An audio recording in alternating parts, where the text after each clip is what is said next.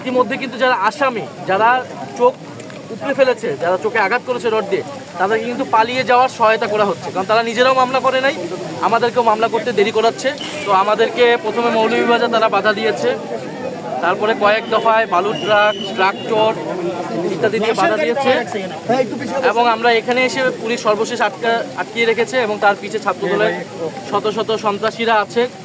আমাদের কথা যেহেতু 144 ধারা জারি করেছে, আমরা আইন শৃঙ্খলার পরিবেশ বা সব কিছুকে সহযোগিতা করে আমরা আমাদের কর্মসূচি উইথড্র করেছি। আমরা বলেছি আমরা শুধু যাব, মামলা দায়ের করব, আহতদের দেখব, তাদের পরিবারের সাথে সাক্ষাৎ করে আমরা চলে আসব।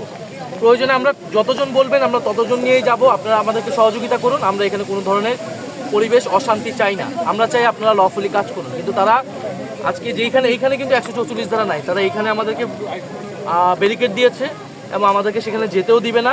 ইতিমধ্যে কিন্তু যারা আসামি, যারা চোখ উপড়ে ফেলেছে, যারা চোখে আঘাত করেছে রড দিয়ে, তাদেরকে কিন্তু পালিয়ে যাওয়ার সহায়তা করা হচ্ছে। কারণ তারা নিজেরাও মামলা করে নাই, আমাদেরকেও মামলা করতে দেরি করাচ্ছে, যাতে আসামি পালিয়ে যেতে পারে। এবং স্থানীয় এমপি বা ঊর্ধ্বতন কর্তৃপক্ষের কথা, তারা কার কথা বলছে এটা আমরা জানি না। আমাদের কথা, আমরা এখানে বসে থাকবো। আমরা আসছি ঢাকা থেকে, আমরা হবিগঞ্জে মামলা করব, তারপরে আমরা যাব। এখন আমাদের নিরাপত্তার কথা তারা বলছে, তারা দেখি তারা কতটুকু কার নিরাপত্তা দেয়।